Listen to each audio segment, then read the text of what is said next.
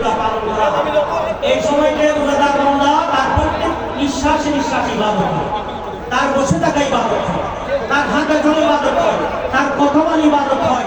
মসজিদে কিছু না পড়লেও তসবিহ না পড়লেও কিন্তু রোজাদার বান্দার বসে থাকা সেটা ইবাদত। জোরে বলুন সুবহানাল্লাহ। এরপর হলো ইফতারের সময়। ইফতারের সময় এটা বিশেষ দোয়া কবুলের সময়। হাদিসে পাকে আছে, আমার দয়াময় ইরশাদ করেন, লিসাইমিল ফারহাতান, সহিহ বুখারী শরীফের মধ্যে আছে, রোজাদার বান্দাদের জন্য দুইটা ঈদ প্রতি মুহূর্তে প্রতি রোজা রয়েছে। আমরা তো ঈদুল ফিতর বছরে একবার পালন করি, ঠিক কি না? ঈদুল আযহা, কুরবানির ঈদ আমরা বছরে একবার পালন করি। কিন্তু রোজাদারের জন্য আমার রাসূল ঘোষণা করেছেন প্রত্যেক দিন দুইটা করে ঈদ। সুবহানাল্লাহ। একটা হলো ফারহাতুন ইনদাল ফিতরে, ইফতারের সময় একটা খুশি আনন্দ, যে আনন্দ অন্য কোনো খাবার খাওয়ার সময় লাগে না। আপনি দেখুন, আমরা গায়ে রমজানের মধ্যে খাবার সামনে রেখে, আমরা ইফতারে যেরকম খাবার সামগ্রী রেখে আমরা সামনে রেখে অন্য সময় আমাদের যে আনন্দ হয় না, কিন্তু আপনি রমজান মাসের মধ্যে আনন্দটা আলাদা, ঠিক না? কেন? কারণ এটা আমার নবী ঘোষণা দিয়েছেন, সেই মুহূর্ত হলো ঈমানদারের জন্য ঈদের মুহূর্ত। সুবহানাল্লাহ। একটা আরেকটা হলো ফারহাতুন ইনদা লিকাই রাব্বিহি, আল্লাহর সাথে ঈমানদার বান্দা যারা আল্লাহর ওয়াস্তে, যারা আল্লাহকে সন্তুষ্ট করার উদ্দেশ্যে, মান সামা রমজানা ঈমানান ওয়া ইহতিসাবান গুফিরা লাহু মা তাকাদ্দামা মিন যামবিহি, যারা ঈমানের সাথে সঠিক দ্বীন আদর্শ মতাদর্শকে ধারণ করে মাহে রমজানের রোজা রেখেছে একমাত্র আল্লাহকে রাজি করার জন্য। দেখেন, সমস্ত ইবাদতের প্রতিদান আল্লাহ ঘোষণা দিয়েছেন কি? জান্নাত।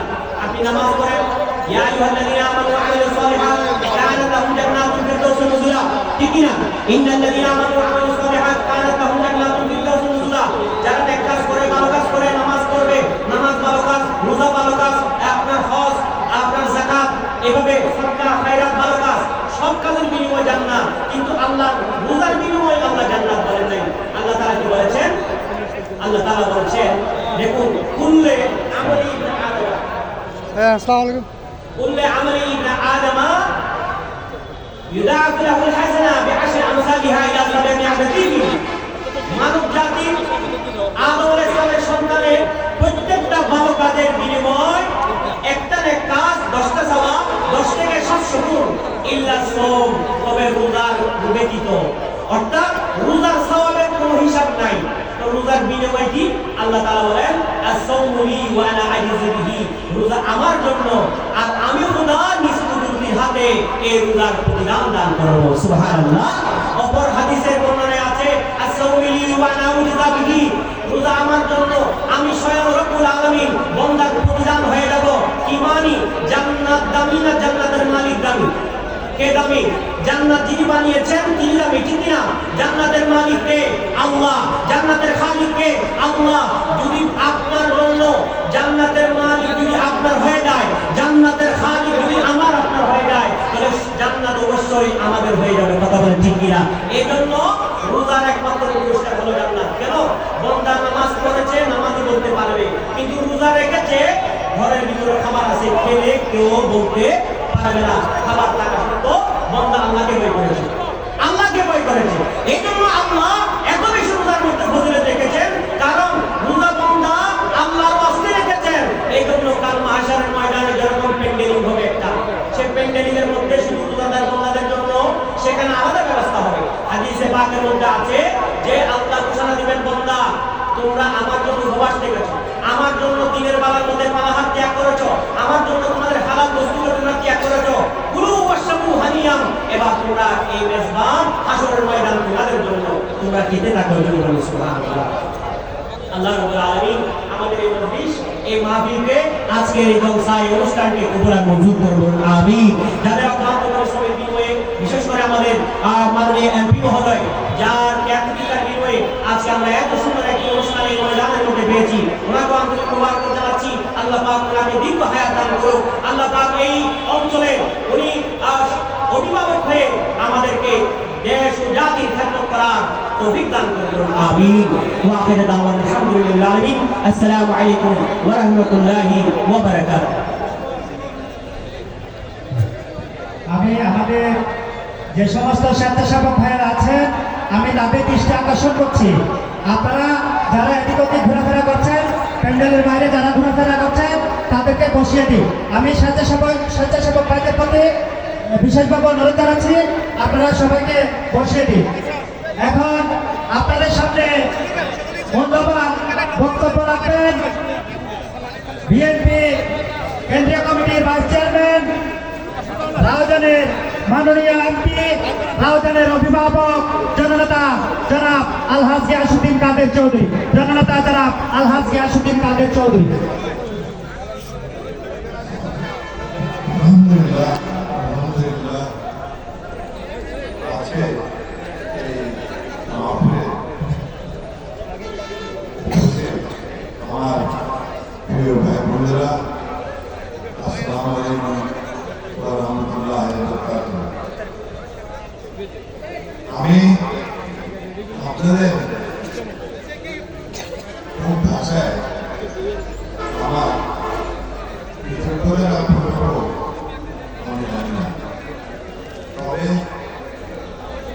এই মাহফিলে স্বল্প কথায় বলতে পারি যে আপনাদের সকলের প্রতি আমি ঋণী।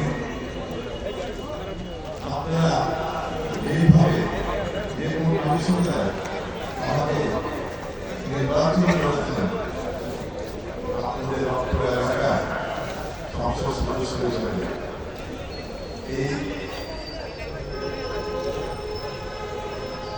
এই পদক্ষেপ আমি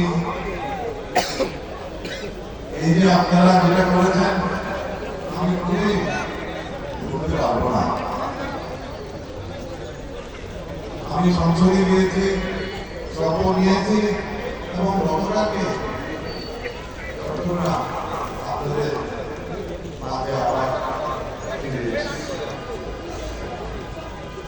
একবার করে বলতে চাই, কেউ যেন কোনো অবস্থায় না বলতে পারে তিনি ভোট দিয়েছি তারপরে ওনাকে তো দেখলাম না। অনেকেই সেখানে দেখে আমি বাংলায় দ্বিতীয় দিনে আমি একটা আয়োজন করার অনুরোধ করেছিলাম আমার সহযোগিতা বাইরে আমি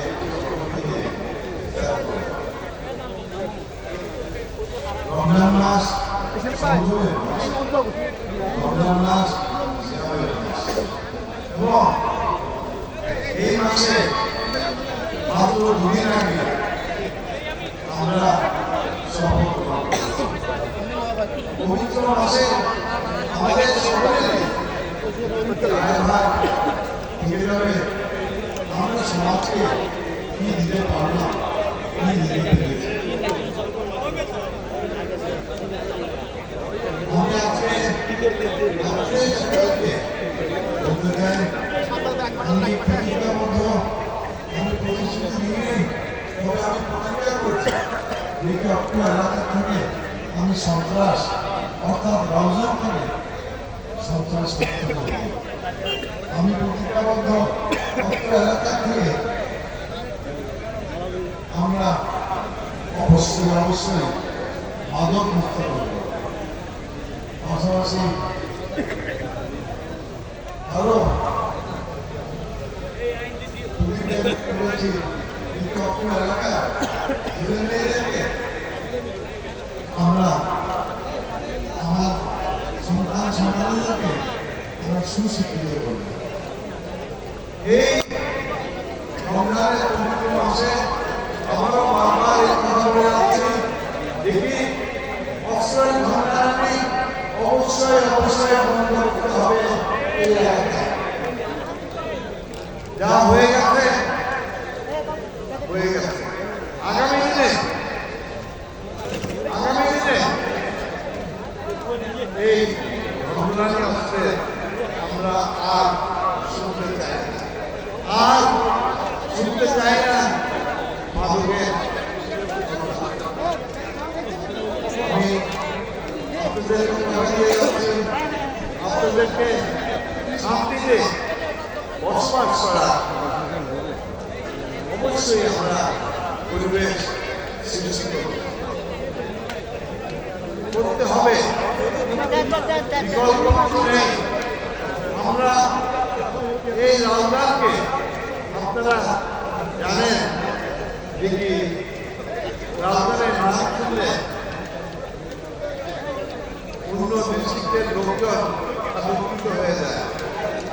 আমাদেরকে বাস্তবে এই অত্র এলাকাকে অলঙ্কিত জায়গায় হিসেবে আমি ব্যতীত বারবার এই কথা বলতে এটা হলো বাস্তব উঠকে হাসে এবং বলে আমরা পারে রাজনা আমরা পারে রাজনারে রাজনারে সংগ্রাম খুবই দুঃখজনক এই পরিবর্তন আমাদের করতেই হবে এই দায়ভার আমাদেরকে নিতে হবে যে এই এলাকাকে সন্ত্রাস মুক্ত করব আমি এই আওয়াজ এই প্রান্ত দিতে চাই এবং সকালকে জানিয়ে দিতে চাই এখানে আশ্রয় প্রশ্রয় সন্ত্রাসের নেই পরিষ্কার ভাষায় জানিয়ে দিতে চাই আর এটা আমার বিশ্বাস সন্ত্রাসীরা কোনো দলের না অস্ত্রবাদরা কোনো দলের হতে পারে না তারা সমাজের ভিত্তিত তাই ভাই বন্ধুরা আসুন একটা সুন্দর পরিবেশ গড়ে তুলি সুন্দর একটা সমাজ গড়ে তুলি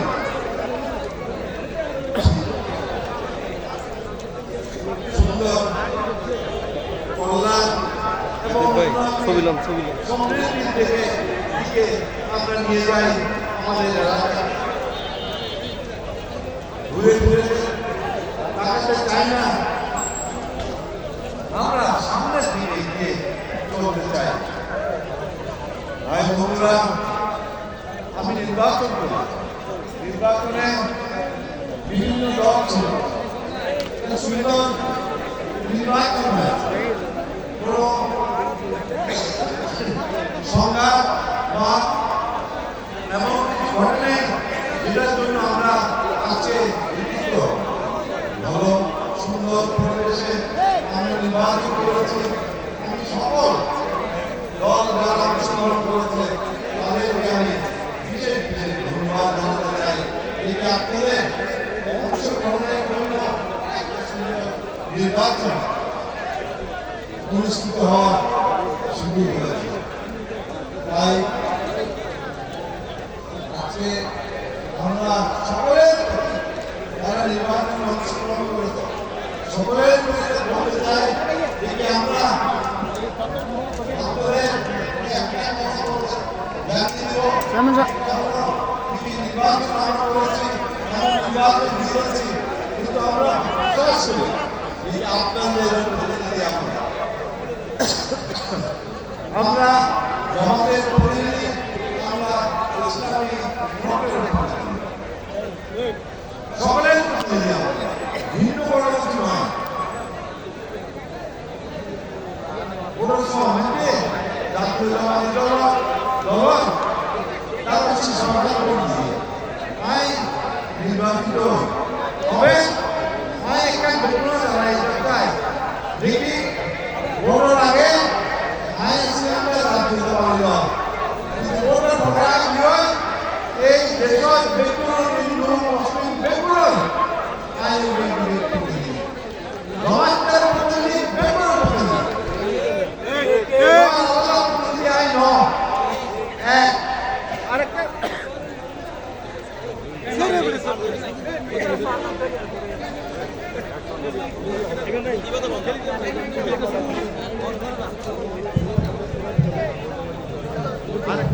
আরেকটা জিনিস আই ভাই হল আমরা জানাইতে চাই দেখি 12 তারিখের আগে আজ যারা রূপসী একটা আই আগুয়া টাইম অন্তরিয়া সাউন্ড করছি আই ব্যাগ কিছু সহ্য করছি এখন আই এই দেশের মধ্যে আরো ব্যাপারে আই 2 নম্বরই সহ্য করতাম ন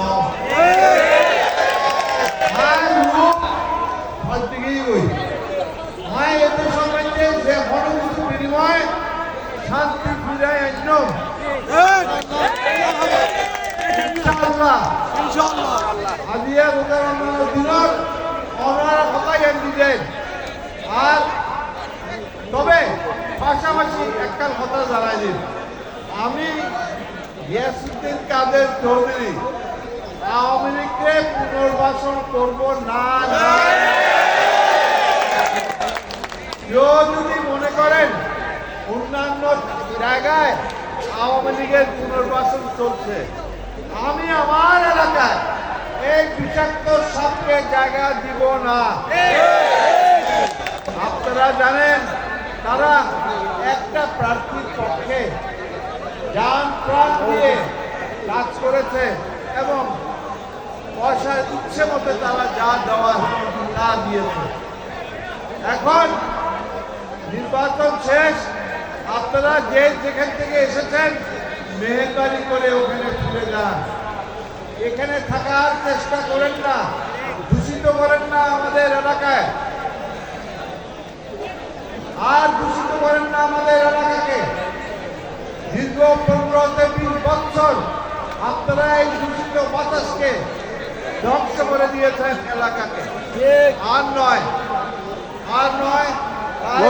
আমি আপনাদের সকলকে অনুরোধ জানাবো, মেহরবানি করে আমার সঙ্গে সহযোগিতা করবেন। ইনশাআল্লাহ ইনশাআল্লাহ প্রাপ্য আপনারা যেটা চাচ্ছেন অবশ্যই আপনাদেরকে সেটা পৌঁছে দিব দুয়ারে দুয়ারে। উন্নয়নের কথা বলেছি, উন্নয়নের কথা আপনাদেরকে বলতে পারি। ইনশাআল্লাহ এখানে রাস্তার কাজ না করে কেউ প্রকল্প টাকা মেরে দিতে পারবে না। আগে যেটা হয়েছে প্রকল্প এসছে কিন্তু প্রকল্প বাস্তবায়িত হয় নাই, কিন্তু প্রকল্প টাকা নিয়ে চলে গেছে। আর এই ইউটিউবে দূর আইনাগরতে দূর মানুষের ফিরিয়ে তৈরিয়ে দস্তক লনি ইনার হইতো না। এই ইম্প্যাক্ট বন্ধ নির্বাচনে গিয়ে নয় যেগুলোর এই মন মানসিকতা আছে অবাধি হলে ফরি জগ এই ফরি জগই জোরজার মুলুকদার এই হতাই ফরি জগ বারবার আজি এর উদাহরণ নারদ দিল আয় হতান বেকুনা জানানি গেলাম আয় অনা জানা কারণ ব্যারিমে রোজা দিতে আরো সাপ্য বেশি এসছে বক্তব্য আর দীর্ঘায়িত করতে পারে কারণ শক্তি রবায় আল্লাহ বলিয়ারে আমরা যারা ঈশ্বর একটা খাস দিলে দোয়া করিবেন আর মামুনিয়ারে আর সালামান পৌঁছে দিবেন। পাশাপাশি অনাথ ধারণ করিব আর সনাতন ভাই হলে যেভাবে আগে এর আগে ভোট দিয়ে এর আগে মুসলমান হলে ঘর দেখতাম ভাই হল সামাজিক সম্পৃক্তি যে কোনো কিছুর বিনিময়ে রক্ষা করা লাইব হিন্দু মুসলমানের ভেদাভেদ হরিজন লাইব আর বেগুন একই সমাজ আর একই গ্রামর আর একই সাধারণ আর কেউ বিচ্ছিন্ন নয় সামাজিকভাবে। বক্তব্য শেষ করছেন বেগুন তো বসাইয়ের আয় ইনশাআল্লাহ আয় প্রত্যেকটা এলাকায় যাইও আরো সমস্যা অন্য এবং আল্লাহ যদি করে একটা রূপরেখা এই এলাকার কে করে। ধন্যবাদ। সালাম সালাম এবং বক্তব্য